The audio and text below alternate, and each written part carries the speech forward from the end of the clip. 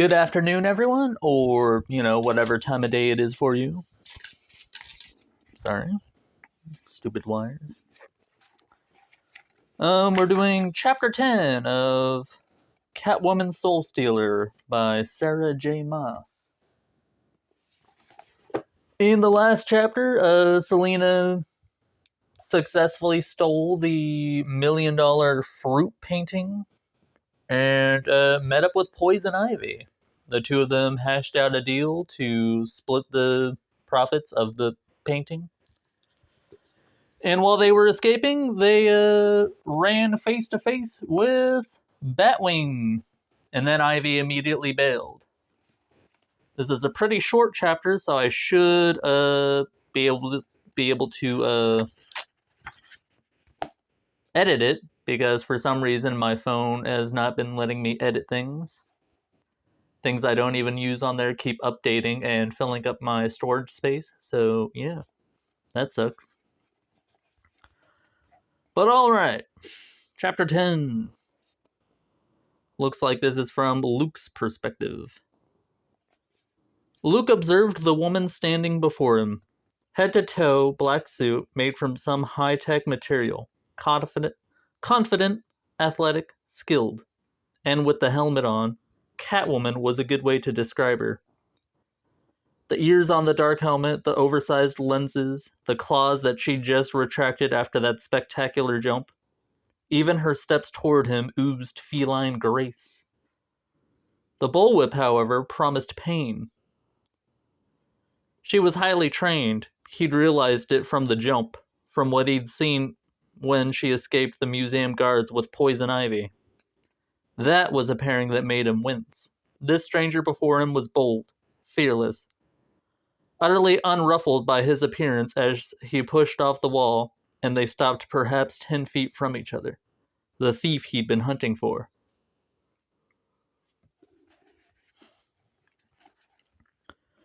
Return the painting, he pointed to the small satchel at her right hip. Say please, she crooned, that helmet of hers making her voice low, raspy. His suit fed him the details. Her suit was equipped with surprises, but cloaked as if the material itself was built to avoid scanning. A stealth suit. Only the bullwhip was made out of natural materials, unequipped with anything but what met the eye. A signature weapon, no doubt. Definitely no signs of any affiliation with Gotham City's criminal organizations. Luke braced his feet slightly further apart, centering his weight better, before he demanded, "What's your name?" Her head angled. She remained silent. "You clearly know mine," he said, adding a hint of charm to the words. "I should know yours."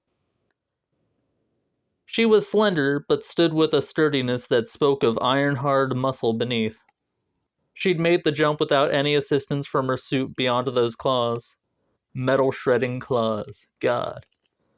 "Let's use Ivy's little nickname," she drawled, and Luke could have sworn he heard laughter in her voice. "Every good criminal in Gotham has a call sign. Let's add this one to the mix."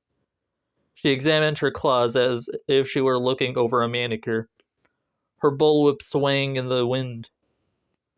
"Catwoman has a nice ring to it." "Give back the painting." She patted the satchel at her side, then asked, "Where'd you come up with Batwing? Was it because Batman was already taken?"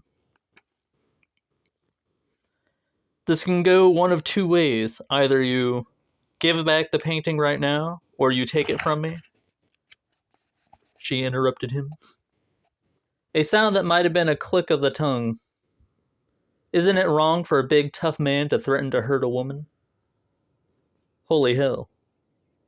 I think you lost the right to ask that question when you took the painting. A girl's gotta eat. Find another profession.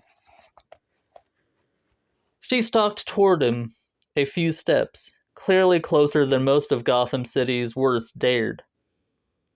Close enough for him to make a grab for that satchel if he could brave the reach of the bullwhip. Exactly why she did it. A taunt. "If you want stealth," she observed mildly, then that nightlight on your chest isn't very helpful. Luke ground his teeth, the sound amplified in his helmet. It's a symbol. With every word, he sized her up, calculating the space of the roof. The way he'd seen her move, the weight of the painting in that bag. And symbols have power, she recited. I forgot how boring you self-righteous do-gooders can be. Luke released a slow breath, counting backward from 10. Temper. His temper was his downfall, Bruce said. Controlling it was the key. Well, Bruce wasn't here. As she stretched out her free hand and touched the tip of a claw to the center of the glowing bat symbol on his chest, Luke lunged. Or he tried to. He'd aimed for her arm, intending to whirl her around and pin her to the brick facade of the doorway into the building below. But her arm wasn't there. Fast. She was so fast. And she let her arm and the bullwhip be a distraction while she swept her leg. The world tilted. Luke hit the roof but rose instantly. Metal on metal clinged through his head. The night. A 1-2 combination right to his face, those claws now retracted. His head snapped back and he managed to throw all of one jab before she used the same maneuver he'd intended for her. Grabbed his outstretched arm, locking it, and slammed him into the ground. His suit cushioned much of the blow, but however he'd anticipated this night ending, it hadn't been like this. Knocked on his ass. He surged upward. His suit sending him a whirl of analytics on her technique, her calculated moves based on what it had already observed. But she was gone.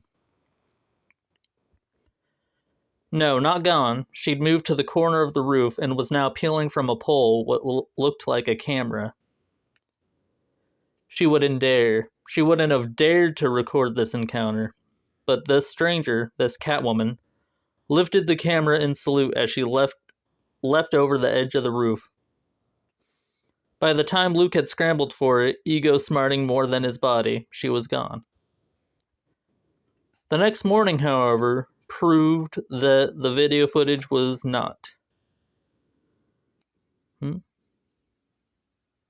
next morning, however, proved that the video footage was not. Striding into the gym at dawn, surveying the neat piles of newspapers along the greeting counter, Luke scowled at the headline, blaring above the photo on the front page.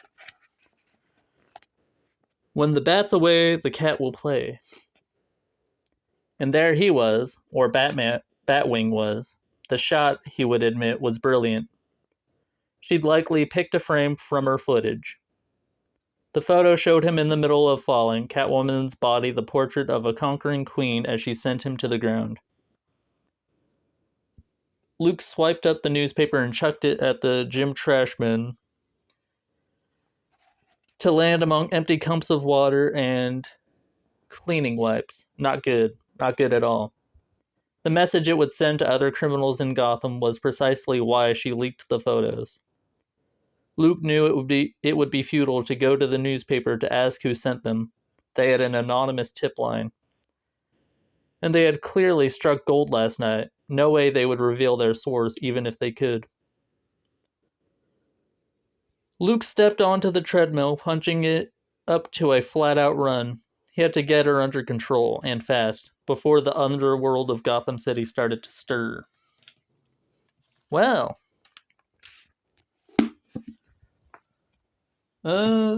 Selena easily kicked Batwing's ass. Surprise, surprise. I mean, Batwing in a lot of, DC media isn't really the best of the Bat family, because he relies way too much on technology, His suit tells him everything he needs to do, he's just overly reliant on his suit that his dad made him.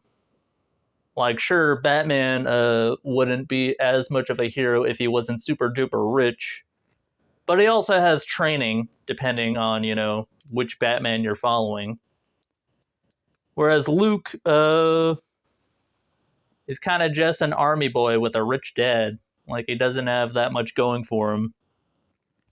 And he wouldn't even be invited into the Bat family if his dad wasn't Lucius Fox. Like, anyway, thank you for watching. If you made it this far, yeah, please like and subscribe if you don't mind. Comment what you think about this chapter, and yeah, have a good day, everyone. Later.